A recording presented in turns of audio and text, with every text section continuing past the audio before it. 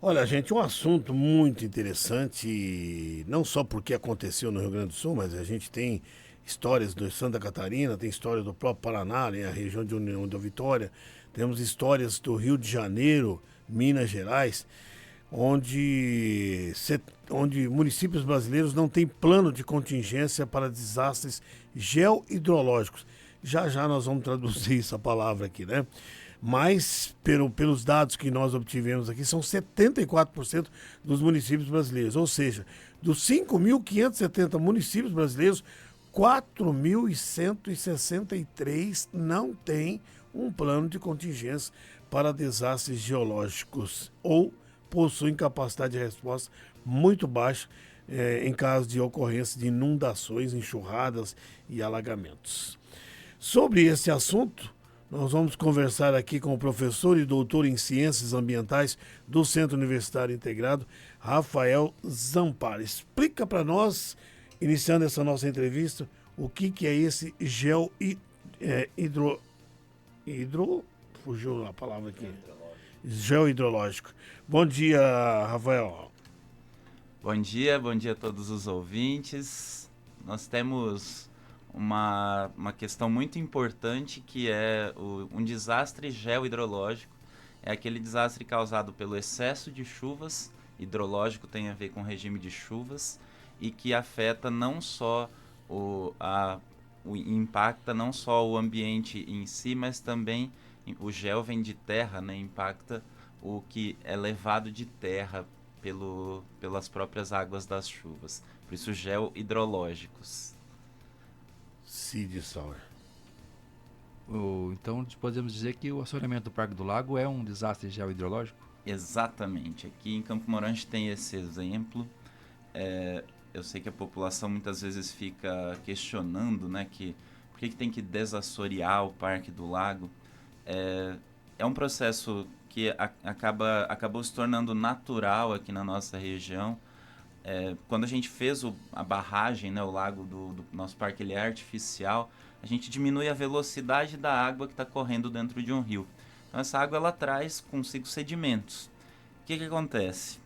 Como a gente tem o Parque do Lago sendo abastecido pelo Rio do Campo, o que a gente precisa se preocupar não é só com o que está ali na região do Parque do Lago, mas com o que está em todo o entorno. Então, desde lixo que é jogado na cidade, principalmente resíduo de construção, terra, areia que fica jogado nas ruas e que são levados pelas enxurradas, eles vão parar lá dentro do lago. Mas principalmente a terra que é trazida pelo assoreamento das regiões de agricultura. Porque quando a gente não tem ali uma mata ciliar, uma floresta que fica ao redor dos rios para segurar um pouco a água da chuva, a água vai levando a terra para dentro do rio. E essa água vai indo pelo rio, que tem uma correnteza mais forte.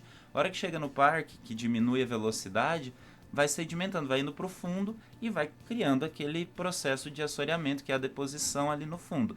E o que isso vai fazer? O que vai causar no nosso lago? Ele vai diminuir a capacidade do lago reter água. Então, se tiver, e aí, gente, essa é a grande questão. Por que essa preocupação com desastres geohidrológicos? Porque eventos como de chuvas extremas, como o que a gente está vendo no Rio Grande do Sul, infelizmente, eles vão ser mais recorrentes, mais comuns daqui para frente. Porque a gente está tendo uma mudança climática muito importante no planeta. E então um evento de chuva muito extrema pode fazer o nosso lago extravasar, pode haver enchentes. E claro, Campo Mourão é uma cidade privilegiada por conta do seu relevo. A gente tem uma área bem mais alta aqui no centro, onde a gente está, mas tem as regiões próximas dos rios que podem sofrer mais com esses impactos. E Campo Mourão não tem esse plano de contingência? Não, Campo Mourão é um destes 74% de municípios que não tem, e isso é super importante da gente mencionar. O que é esse plano de contingência? É um movimento que a gente faz para se preparar para o caso de haver esse desastre, para o caso de haver uma quantidade de chuvas que seja tão grande que o município não consiga suportar. E aí haja alguma, principalmente enxurrada, sabe? Porque quando a gente tem muito lixo jogado na rua, pode ser que os bueiros, as bocas de lobo, elas fiquem entupidas. E aí o que vai acontecer? As enxurradas vão ficar muito mais fortes e vão começar a passar pelas calçadas e entrar nas residências, nos comércios.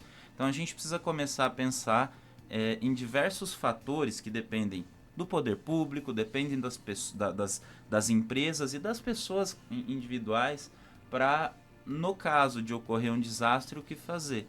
Desde movimentos, obviamente, de infraestrutura urbana, para melhorar o escoamento das águas, ou um processo como esse de desassoreamento do lago que a gente está fazendo, com uma melhoria também na infraestrutura do parque para ter um melhor escoamento da água do rio do campo. As empresas também e os produtores rurais, preservar a região próxima aos rios. A gente depende dos rios. Aqui em Campo Mourão, você falou, França, que até Campo Mourão já sentiu problemas. Não sei se vocês lembram, há alguns anos, quando teve uma chuva tão intensa que a estação de captação de água lá do Rio do Campo, ela teve uma enchente e queimou. Por quê? A água foi tão grande que extravasou, foi para a casa de máquinas e queimou a casa de máquinas. Campo Mourão ficou sem abastecimento, acho que 2 dias.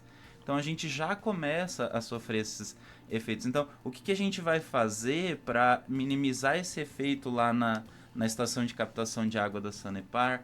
Ou o que cada um de nós podemos fazer para minimizar esses impactos e, obviamente, em caso de ocorrer, o que a gente vai fazer com a população que pode ficar desabrigada? Porque é super importante ter essa preocupação. Certo. Quem tem que fazer isso é o poder público.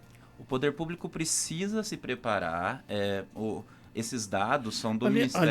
Aliás, desculpe te interromper, o Rafael, mas em recente lançamento daquele evento que vai acontecer em setembro, da plantação de orgânicos aqui, né? Uhum. Caminhos da produção orgânica. Caminhos da produção orgânica. A promotora do meio ambiente, doutora Rosana, no seu pronunciamento lá, ela citou exatamente isso, que o maior problema dessa questão que está acontecendo no Rio Grande do Sul e em muitas cidades acontece, é pela falta de políticas públicas que precisam ser urgentes, adotadas, né? Sem se preocupar se o custo é alto ou não, mas é preciso fazer. É isso? Mais ou menos que você ia responder para o Cid? Isso. O poder público, então, a gente está fazendo um alerta. Esses dados, né, dos 74% que a gente levantou, são dados do Ministério da Ciência, Tecnologia e Inovação do Brasil. Então, é um levantamento feito que gera esse alerta para o poder público pensar em medidas para que, em caso de ocorrer um processo como esse, a gente já esteja preparado. Então, a gente precisa evitar, cada um de nós pode evitar, e o poder público precisa se preparar para um evento como esse. O que acontece com Santa Catarina e Rio Grande do Sul, por exemplo, não é fenômeno, e sim questão de investimentos e estar preparado. A gente poderia ter minimizado, não daria para evitar. Sim. Infelizmente, a gente não poderia evitar porque a história da humanidade, né? As cidades são construídas próximas dos rios. E lá no Rio Grande do Sul, principalmente, que as cidades elas são muito planas, a água, ao subir, ela extravasou. Mas poderiam ter sido feitas ações para reduzir o impacto. Essa é a grande questão. Há a possibilidade de fazer um tipo de drenagem, por exemplo? Vou dar um exemplo que é case mundial. Vocês sabem que existem países lá na Europa que são chamados Países Baixos, principalmente ali na região da Holanda, sim, que eles estão abaixo do nível do mar. E eles têm infraestrutura para evitar que a água do mar atinja a cidade. Então é possível. São obras muito caras, obviamente, são valores astronômicos, mas que permitem que as pessoas estejam ali seguras perante a água do mar, que é muito mais forte. Mas é mais barato do que as famílias ficarem desalojadas, não é não? Com certeza, isso é sem dúvida, e é por isso que a gente quer fazer esse alerta. A gente está na Semana do Meio Ambiente e a gente quer fazer esse alerta para que todos se preparem e melhorem as condições para casos de eventos extremos como esse.